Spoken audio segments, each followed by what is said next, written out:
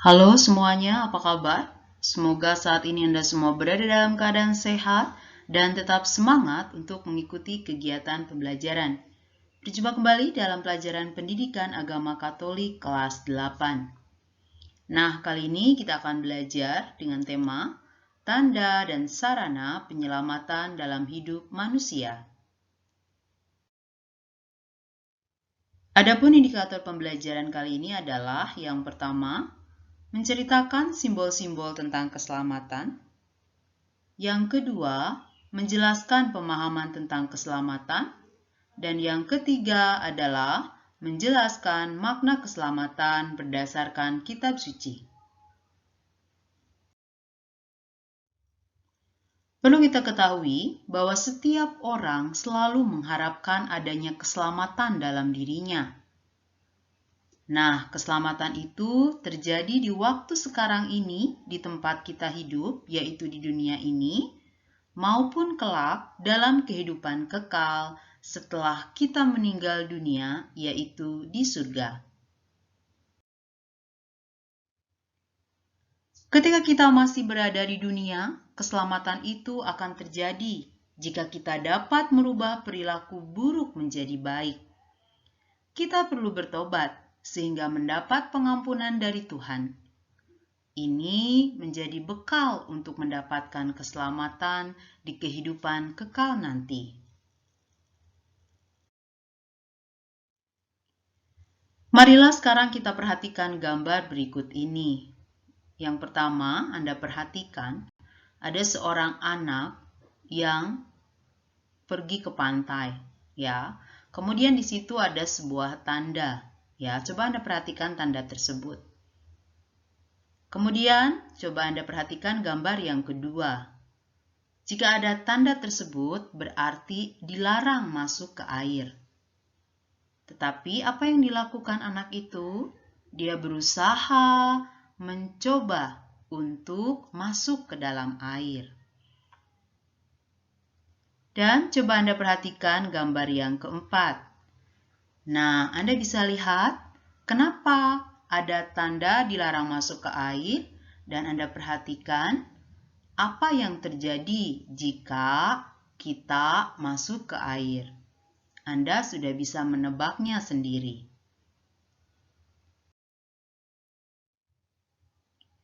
Nah, kira-kira pesan apa yang ingin disampaikan dari gambar tersebut?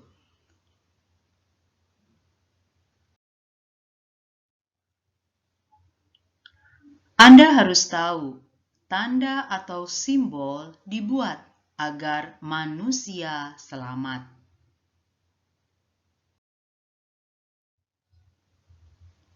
Berbagai upaya dilakukan oleh setiap orang untuk mendapatkan keselamatan. Keselamatan banyak diungkapkan dengan berbagai simbol, baik dengan menggunakan kata-kata maupun gambar-gambar. Semua itu merupakan suatu usaha untuk mengingatkan kita semua agar kita mendapatkan keselamatan. Tapi, kadang kita mengabaikannya dan kurang peduli. Marilah sekarang kita perhatikan simbol-simbol tentang keselamatan dalam hidup sehari-hari. Perhatikan gambar berikut ini. Yang pertama, rambu-rambu lalu lintas sebagai tanda dan sarana yang dimaksudkan supaya para pemakai jalan selamat dalam perjalanannya. Kemudian, kita lihat gambar yang kedua. Rumah sakit sebagai tanda dan sarana yang memberi pelayanan bagi orang-orang sakit untuk mendapat kesembuhan.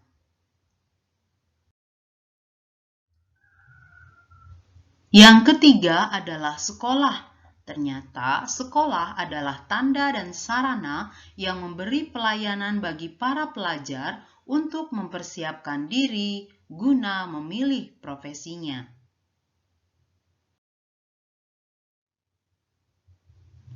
Yang keempat adalah pelukan atau ciuman seorang ibu kepada anaknya sebagai tanda dan sarana yang memperlihatkan kasih sayang.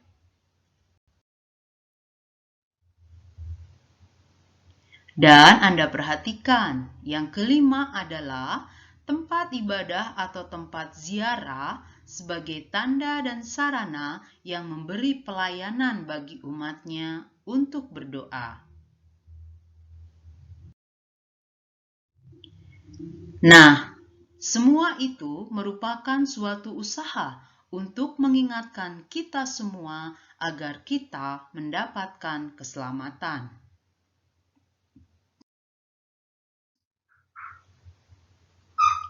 Mari sekarang kita perhatikan pemahaman tentang keselamatan. Yang pertama, keselamatan dapat berarti terhindar dari bahaya maut sehingga masih bisa melanjutkan hidup di dunia ini. Yang kedua, keselamatan berarti diampuni dosa-dosa sehingga mendapat tempat di sisi Tuhan, maksudnya hidup berbahagia di surga. Mari kita lihat pemahaman keselamatan yang ketiga. Keselamatan itu terjadi di waktu sekarang ini ketika kita masih hidup di dunia dan kelak dalam kehidupan kekal setelah kita meninggal dunia. Yang keempat, keselamatan itu diperuntukkan bagi semua orang, siapapun dia, baik bagi orang baik maupun bagi orang berdosa. Yang berdosa diampuni, yang baik diperintahkan untuk membuahkan kebaikan. Dan yang kelima, keselamatan itu terjadi kalau kita mengubah tingkah laku yang buruk menjadi baik. Marilah sekarang kita perhatikan pandangan kitab suci tentang keselamatan. Yang pertama, dalam Injil Matius bab 14 ayat 30 sampai dengan ayat 31. Keselamatan diartikan sebagai mendapat pertolongan sehingga terhindar dari bahaya. Ketika Petrus akan tenggelam, ia berseru, "Tuhan, tolonglah aku." Segeralah Yesus mengulurkan tangannya. Kemudian dalam Injil Lukas bab 8 ayat 35 sampai 36, keselamatan diartikan sebagai sembuh dari penyakit dan penderitaan. Yang ketiga, dalam surat Yakobus bab 5 ayat 20, keselamatan diartikan sebagai bebas dari kematian. Ketahuilah bahwa barang siapa membuat orang berdosa berbalik dari jalannya yang sesat, ia akan menyelamatkan jiwa orang itu dari maut dan menutupi banyak dosa.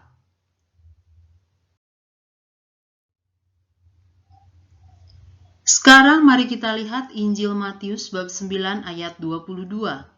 Keselamatan diartikan sebagai beriman. Maksudnya, jika seseorang beriman kepada Yesus, ia tergolong orang yang mendapat keselamatan. Seperti yang dikatakan Yesus kepada perempuan yang sakit pendarahan itu. "Teguhkanlah hatimu, hai anakku, imanmu telah menyelamatkan engkau." Kemudian dalam Kisah Para Rasul bab 15 ayat 11, kita bandingkan surat Paulus kepada jemaat di Efesus bab 2 ayat 5 sampai dengan ayat 8. Keselamatan diartikan sebagai kasih karunia Tuhan.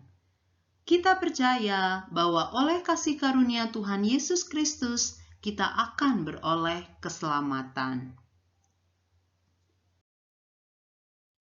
Nah, mari sekarang kita refleksikan bersama. Kita senantiasa mendambakan keselamatan dalam hidup ini, jelas. Bahkan, kita tidak hanya mengharapkan keselamatan di dunia ini, tetapi kita juga mengharapkan keselamatan kekal, dengan mengharapkan untuk berbahagia bersama Allah di surga. Pertanyaannya adalah, apa yang telah Anda pahami tentang keselamatan? Tindakan apa saja yang dapat Anda lakukan untuk mendapatkan keselamatan? Lalu, bagaimana Tuhan menawarkan keselamatan kepada Anda? Apa tanggapan Anda terhadap keselamatan yang ditawarkan oleh Yesus? Sekian untuk pembelajaran kali ini. Terima kasih untuk perhatian Anda semua.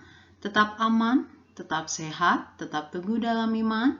Sampai jumpa dalam pembelajaran selanjutnya. Tuhan Yesus memberkati.